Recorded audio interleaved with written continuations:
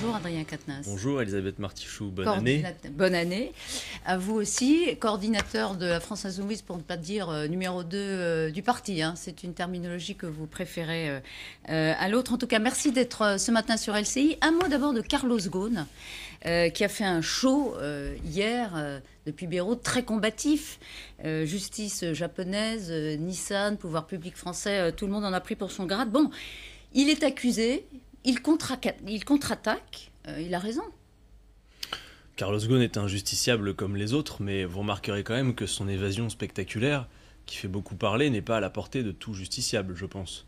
Ça mérite aussi d'être interrogé. Lui dit, effectivement, la justice japonaise, c'est sa thèse, n'en est pas une, et donc il explique qu'il avait besoin de s'y soustraire.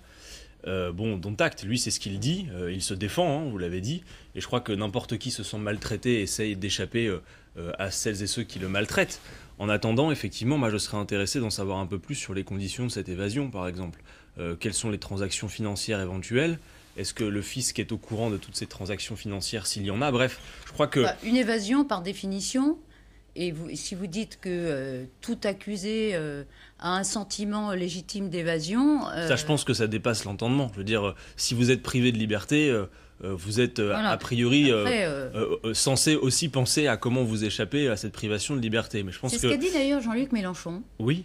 Hein, mais il a dit qu'il comprenait tout à fait le sentiment et le besoin d'évasion de Carlos Ghosn, qui était victime de maltraitance. Disons que, Japon. En tout cas, l'application et le respect des droits de l'homme vaut pour tout justiciable, quel qu'il soit, et qu'il s'agisse d'un grand patron qui, de mon point de vue, nous coûte bien trop cher et dont on pourrait regarder aussi ses exactions financières, le fait qu'il ait beaucoup licencié et que ses succès économiques prétendus étaient notamment le fait de beaucoup de dureté sociale.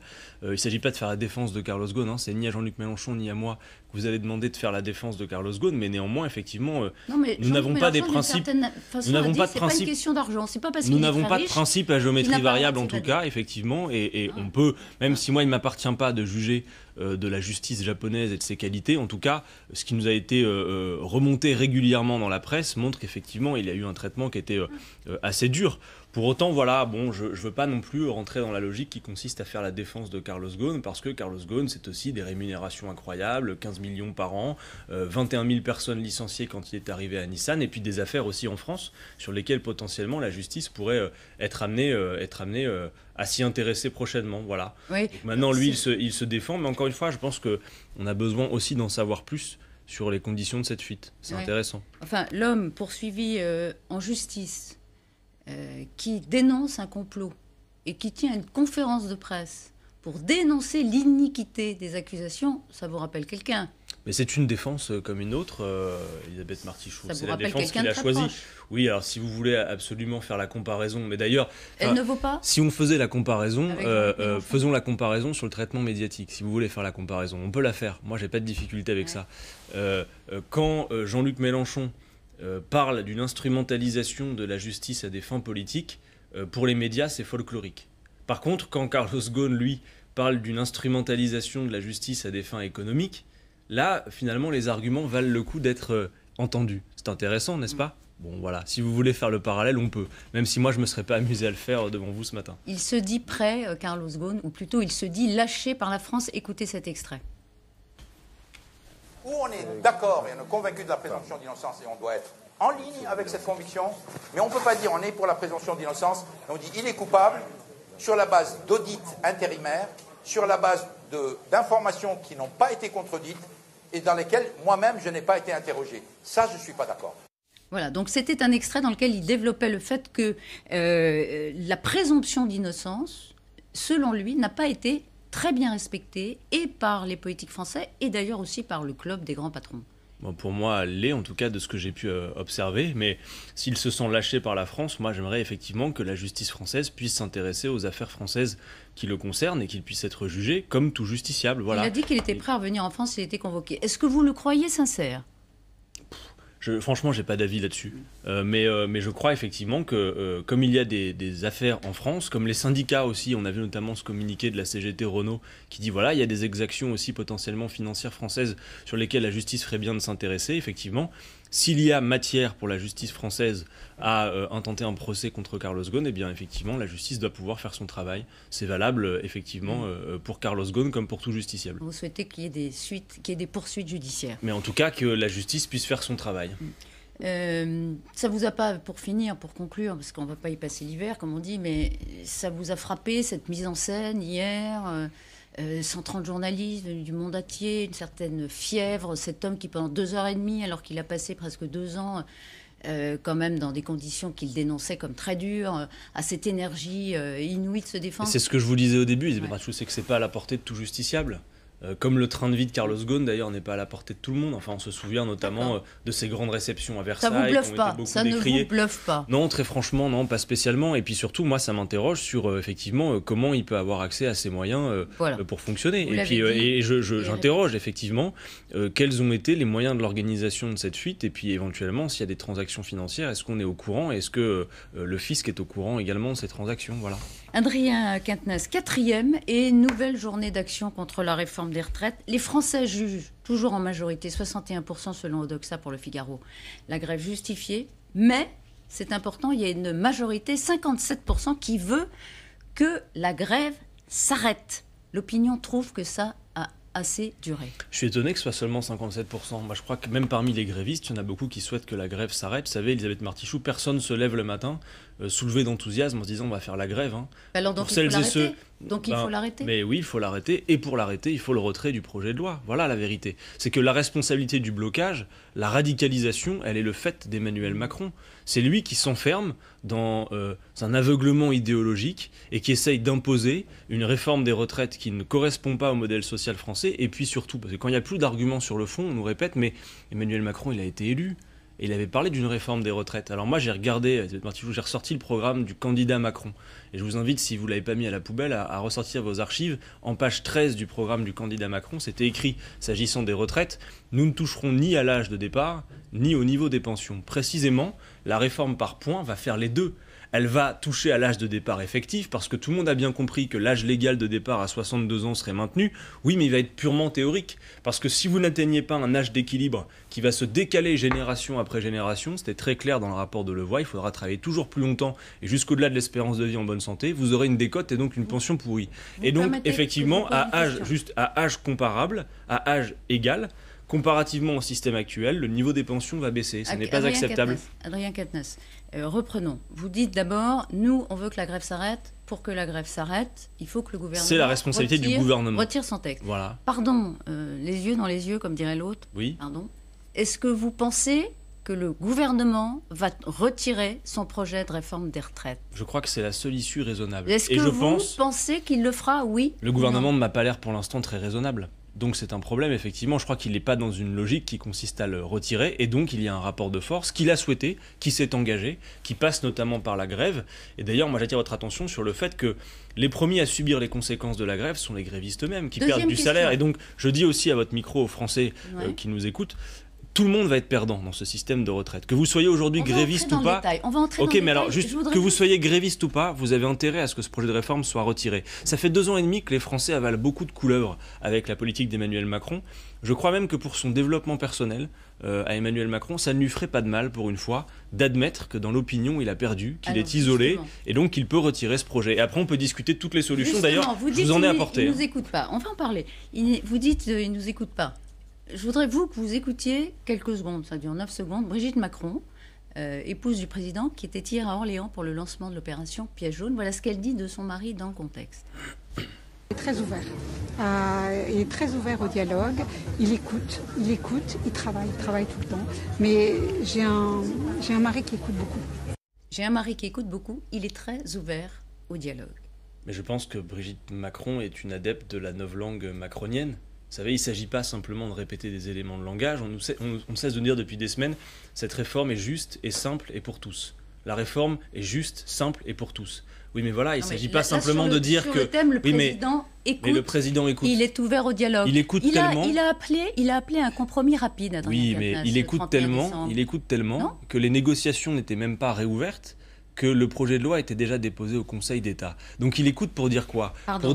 Pour dire à celles et ceux qui se retrouvent à la table... Dire ça. Le Conseil d'État a un texte, ça ne préjuge pas attendez, de la version finale du texte. Ça c'est factuel, Adrien Quatennens. Elisabeth Martichoux, à l'Assemblée nationale, quand un texte arrive, c'est pareil, c'est pas sa version définitive, il y a une discussion parlementaire, mais vous connaissez très bien l'issue en réalité. Si un texte de loi est déjà rédigé, c'est que les grands arbitrages ne sont plus discutables. Donc je caricature à peine si je vous dis que la négociation, ça consiste à dire, dites-moi Madame Martichoux, quelle virgule dans le texte vous convient pas et vous voulez la mettre à la place de là où elle se trouve. Ça n'est pas sérieux. La grande trajectoire d'Emmanuel Macron, elle se résume en peu de mots. Parce que c'est difficile à comprendre, hein, c'est un sujet technique, les retraites. Jusqu'à présent, ce qu'on a toujours fait, c'est qu'à mesure que la part des seniors dans la population augmentait, on augmentait proportionnellement la part des richesses consacrées aux retraites. Emmanuel Macron, il arrive et dit « Moi, je veux plus de ça. Le niveau actuel des richesses consacrées aux retraites, on maintiendra cette part. » Alors que toutes les projections démographiques montrent que la part des seniors, elle, va continuer à augmenter. À 14%. Donc, rien que cela suffit à comprendre que c'est l'annonce programmée de la baisse des pensions. Et d'ailleurs, preuve s'il en fallait une, que les pensions vont baisser. Si le PIB augmente, et le PIB augmente. Plusieurs choses. D'abord, tout montre donc que... les 14%, ça fera même si le PIB augmente, c'est bien la proportion des richesses consacrées aux retraites comparativement à la proportion des seniors dans la population qui compte. Et puis, il faudrait que le PIB augmente énormément pour que le gâteau à se répartir augmente beaucoup. Et je ne sais pas, y compris dans un contexte de changement climatique, si tout faire reposer sur une croissance infinie du PIB est la bonne solution.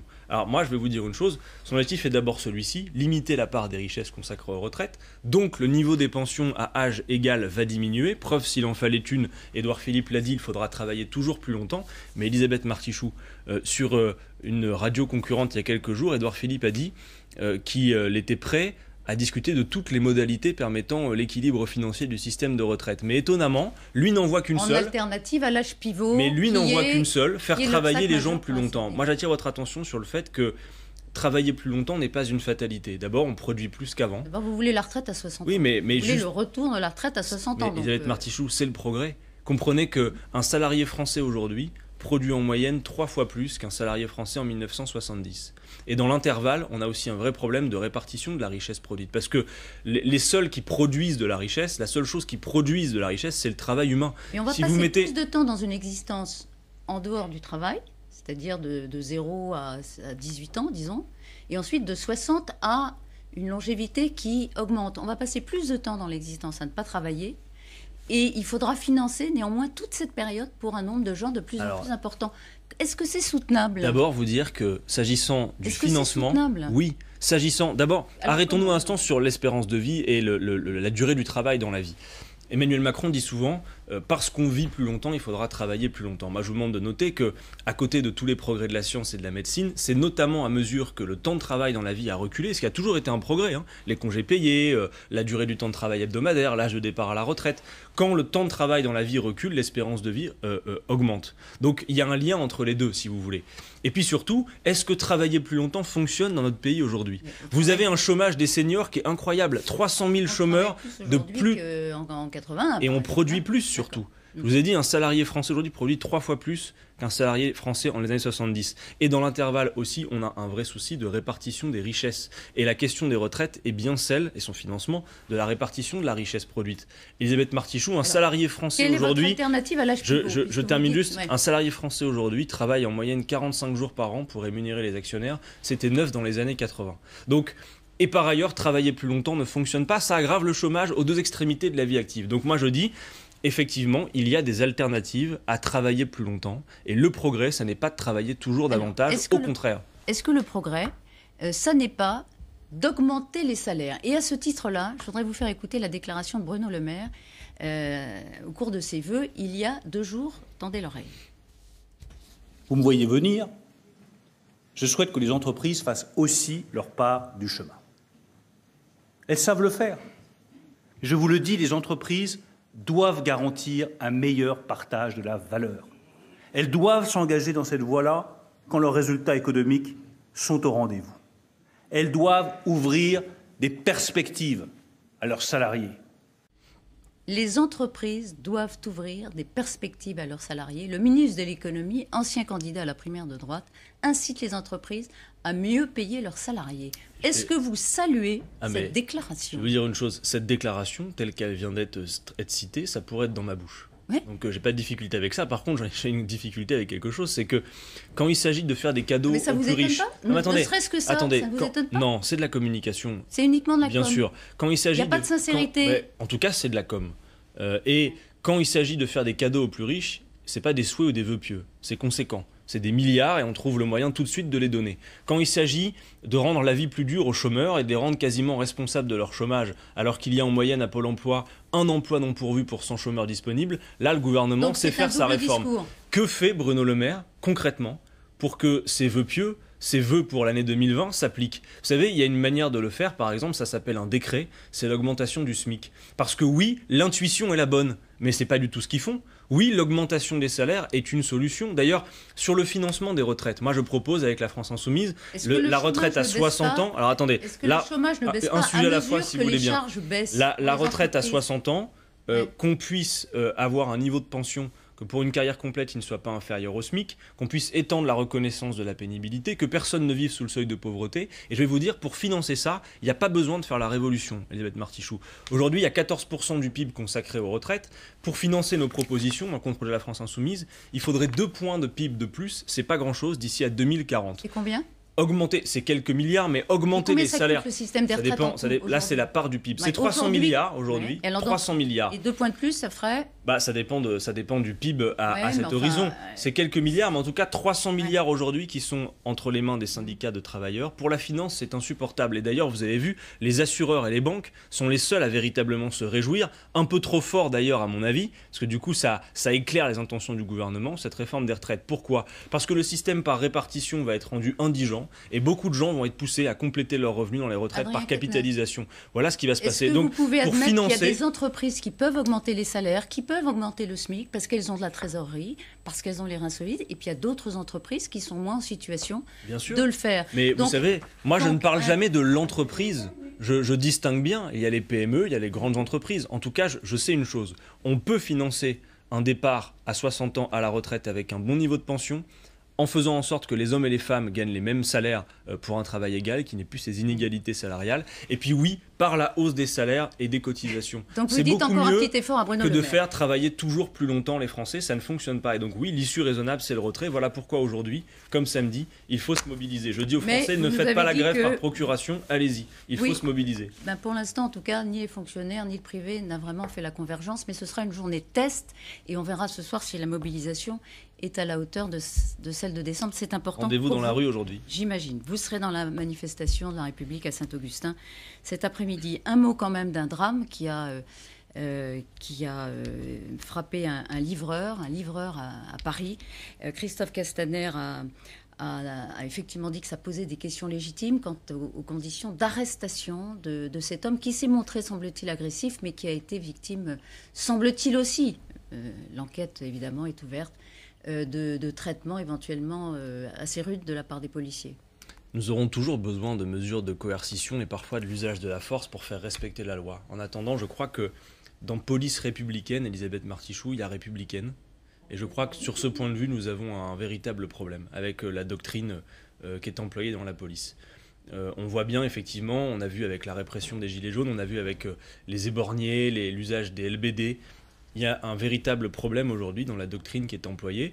Ça ne nie pas du tout le fait que les conditions de travail des gardiens de la paix, je préfère le terme de gardiens de la paix que de force de l'ordre d'ailleurs, soient difficiles, mais je crois que nous avons un vrai souci. Dans le cas que vous citez, en plus d'être livreur, c'est un père de 5 enfants qui laisse donc 5 enfants orphelins, dont on apprend dans le rapport d'autopsie que lors d'une interpellation avec un plaquage ventral, une pratique d'ailleurs dont nous avons demandé l'interdiction parce qu'on connaît son danger, il y a les précédents, notamment Adama Traoré, on s'en souvient, a eu le larynx fracturé, vous vous rendez compte ? D'interdire cette pratique effectivement. Oui, d'ailleurs nous avons déposé une proposition de loi à l'Assemblée pour ça il y a quelques mois, pour demander à ce que, effectivement, par exemple, l'usage des LBD ou des grenades de désencerclement ou de ces plaquages ventraux qui sont des techniques parfois létales, puissent être interdits. Vous avez un message au ministre de l'Intérieur pour conclure ? Je crois et j'aimerais qu'on puisse ouvrir véritablement un travail de fond sur la relation entre la police et sa population et que l'on soit soucieux véritablement de rétablir dans police républicaine la doctrine républicaine, qu'on réhabilite le terme de gardien de la paix plutôt que de déployer la force Parce de que là, manière il y a un extrêmement difficile. Je pense qu'il y a effectivement un vrai sujet et que ça mériterait d'être traité avec raison et que l'emploi de la police parfois, notamment s'agissant du préfet Lallemand dans les manifestations en Île-de-France, laisse à désirer. Oui, je le crois. Merci beaucoup Adrien Quatennens d'avoir été ce matin sur LCI. C'est à vous Pascal.